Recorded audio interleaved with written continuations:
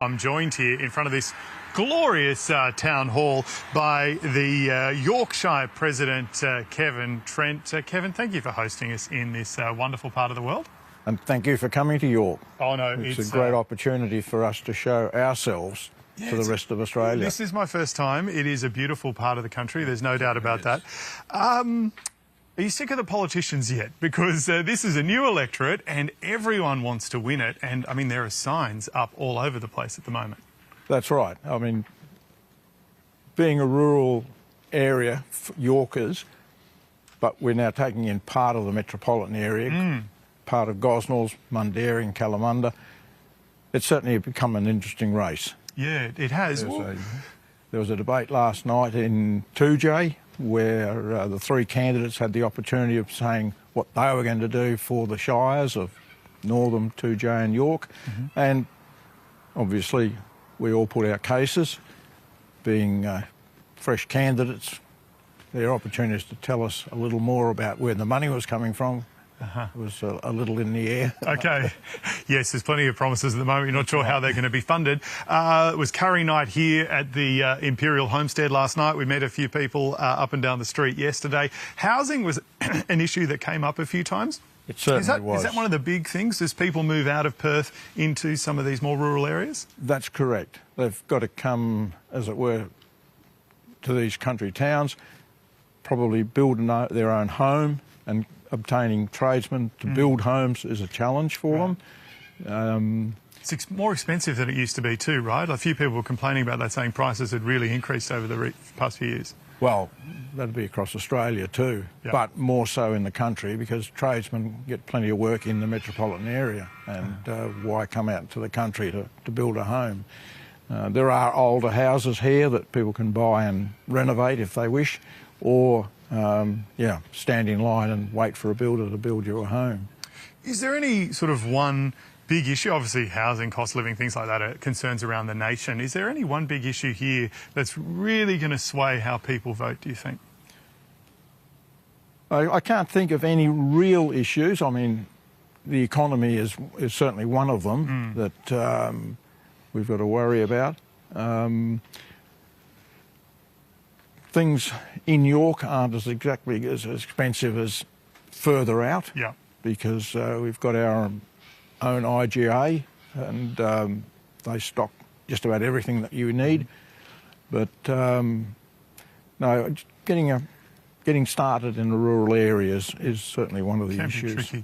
Now, this town is as beautiful as people said. It's been the home to a couple of films, TV series. People were telling us they used to see Sam Neill up and down the street sometimes as filming was taking place. Tell us about York. How have you ended up with this town that has these beautiful historic old buildings? Some of them would have cost a lot of money back in the day as well. Well, when they first settled in Western Australia, down in the colony on Perth, they didn't have enough land to grow food. So they sent young Ensign Dale over the range and he came and found this valley and decided, well, this looks very much like York back home, and could see there was agricultural potential. So the settlers came, 1831, the first inland settlement, and they established themselves in this area. Admittedly, it meant that they sort of pushed the Ballagong people, the local Aboriginal people, out of the area.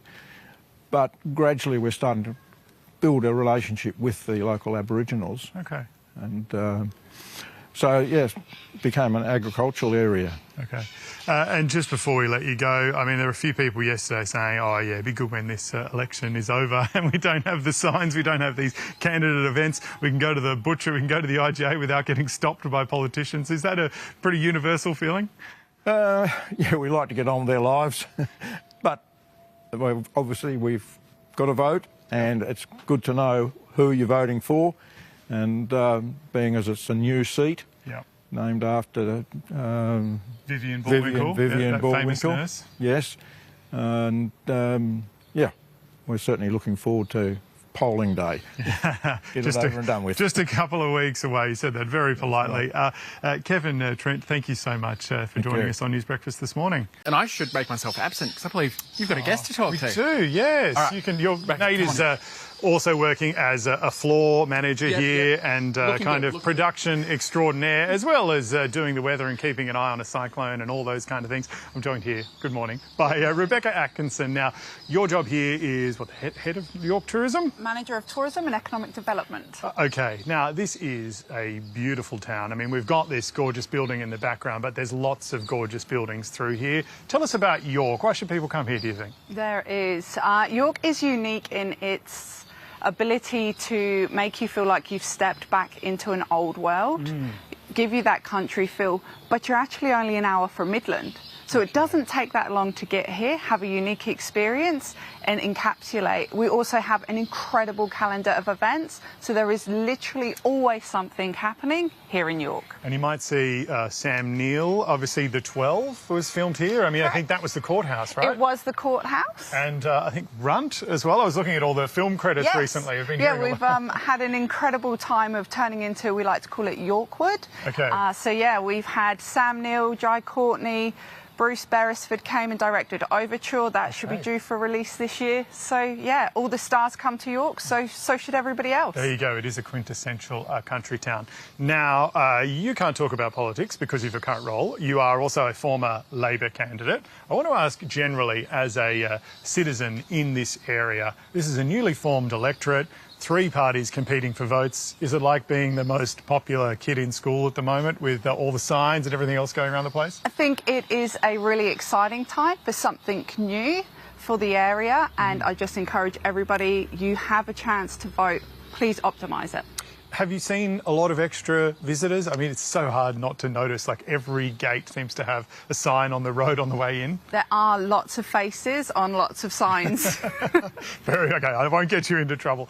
What are some of the things that people in this area want? We're going to hear about this controversial proposal for a new dump relatively soon, but what are the things people want? Is it the same things that are affecting people elsewhere? Housing, cost of living, those sorts of things? Yeah, I think that across the board it's very similar. We've got the cost of living, we've got housing, we've got all the kind of, although we are in the country, do have similar issues to the metro, and I think that they're all becoming quite apparent in this election. Right, okay, so your calendar of events. Yes. What's if you had to pick one and you're like, all right, I'm going to be in Western Australia around this time, what's the big event that you would come to York for? Oh, I cannot pick one, but I can tell you we just had the York Motorcycle Festival, which was incredible. Right. You would not have recognised it. Motorbikes everywhere, stunt shows, skids, the lot. We also have the medieval fair towards the end of the year where you flip and people come dressed up in medieval wear. Right. And then in between we have Riders Festival, the York Festival, York Kids, which is probably my favourite, just simply because I put it on. An entire weekend of free activities for children. And just before we let you go, this area obviously boomed during the gold rush. You can see that at one stage there was a hell of a lot of money in some of these places. Yes. I mean, even this beautiful pub we're broadcasting to you from this morning is this great sandstone heritage. Is a lot of it protected? Is it going to be here forever now? Yeah, absolutely. We take what we have here very, very seriously, and we respect it, love it, and we will continue to do that for as long as we are all here. All right, Rebecca Atkinson, thank you so much for joining us this morning. All the best. We're only halfway through the election campaign, but there's going to be Easter, there's going to be Anzac Day, plenty of distractions. Loads happening in between. All right, thank you very much for that. And we're going to start diving into some of the big local issues here. Of course, one of the big issues in this part of the world is bushfires and being prepared for bushfires. The wheat belt of Western Australia has had quite a few, and prevention's always better than trying to fight a fire, isn't it, Troy Granville? Good morning. Now, you are the Emergency Services Manager, and you're taking the lead on this new type of preventative burning here in this area. Yeah, so we've instigated a program of collaborative cultural burning, which we started about 18 months ago. It involves obviously getting a lot of stakeholders together, so most importantly our local Balladong Noongar participants. We've had strong support from the Department of Fire and Emergency Services. We bring in our volunteer bushfire brigade firefighters, river conservation groups, and really looking at different ways of approaching land care. So just to step through it, for people who don't know what cultural burning is, essentially this is a type of mosaic burning where you burn little patches through the bushland so that the animals have somewhere to go, and then ideally that stops too much stuff getting burned down, but also it prevents really big fires moving through. Yeah, that's correct. So I'm not the appropriate person to be talking about the cultural aspects of the burning, but certainly from the technical side of mosaic burning, that's correct, that we're looking to burn patches out. It's a particular cool way of burning, so that... What's a cool way of burning? Because it seems like a bit of an oxymoron. So we talk about hot burns and cold burns. So a cool burn is one where we're taking the undergrowth out and reducing our fuel loads down, but not overly destroying habitat and damaging trees and the other flora that we've got. So yeah, it's a particular way of burning. It requires a lot of trust from the community, because they've seen burns go wrong in the past before, where if we burn too hot we can damage things. So it's involved getting a number of community groups together and building trust across the board. This area, it's my first time in the wheat belt. I was surprised by how dense some of the bushland is on the way through here, though. How much of a growing risk is bushfire in this area, particularly as more people come out from Perth and maybe for a tree change? Yeah, our rural-urban fringe is always going to be a concern to us, but this area hasn't changed a lot in the last 50 to 100 years, with a lot of clearing occurring in the earlier parts of last century. But yeah, the bush is obviously a concern. So how is this program working of mosaic burning? Is it going to get off the ground? Do you think this is an approach that's going to be adopted throughout a lot of WA? Yeah, so what we've found is that we've been incredibly successful with the small amount of funds that we've got. It's been a pilot project. But we've shown that what we're doing is successful. It's achieved great outcomes through our community, and with greater funding, we're looking to expand the program and be able to employ full-time rangers. Right. Okay.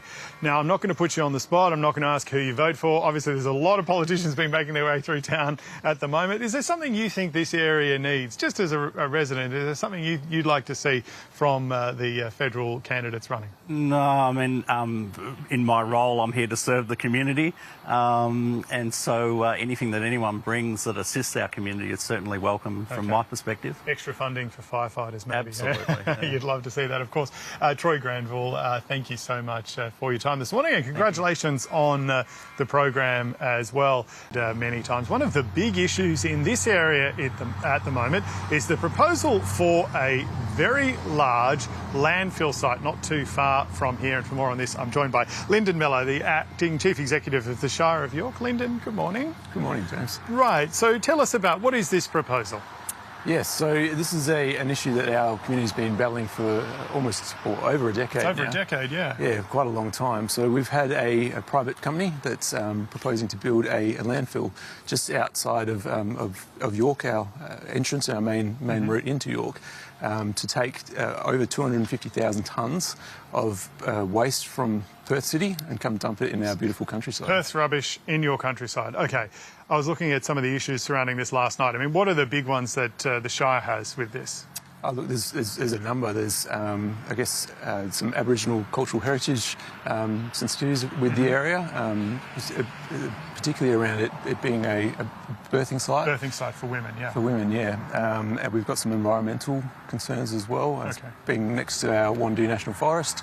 And there's also a stream that runs through the site that we're concerned about the impact on our groundwater and then what that means for some of our farming land around the area. There are a huge number of signs on the road out from Perth. Couldn't help notice them on the way out. Do you think your community is pretty much universally opposed to this idea? Yes, so that's the response that we've got from the community. I guess being an agricultural community, waste is not something that we want to be a part of. But there's also a great charm to York in regards to a lot of our heritage that we have around because of the age of our town. But we also host many events, and tourism is a big factor for us. And so dumps and... Don't want to dump on your doorstep. Right, okay, that does seem to make sense to me. So I guess we've been talking this morning that this is the focal point of the federal election, just because suddenly they've created a new seat and it looks to be relatively marginal on the current numbers. Does that help or hinder this kind of debate for you, do you think?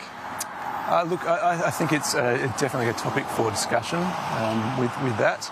I think at least one of the candidates has, at a state level, advocated for or against this proposal before, and we're hoping no matter who gets into that position, that they'll be advocating. We haven't seen a lot of traction at a state level, and we're hoping at a federal level we'll get that support. Yeah, it might happen. Let's wait and see. I'm curious, a lot of politicians coming through this area at the moment, hoping to get votes and everything else. But what are some of the really big issues here? Because we've heard a bit about housing and housing prices and things you normally hear about services in regional Australia. But also there's been this issue of the live export ban for sheep as well. I mean, how much do you think that changes people's hearts and minds here? Yeah, look, that's a big thing. Being an agricultural community, I guess it's a concern for many members of our community, and it will be a big factor on how they vote and what decision they make. Mm-hmm. All right, Lyndon Miller, thank you so much for joining us, and thanks for hosting us in this beautiful town. Thanks for coming out to York.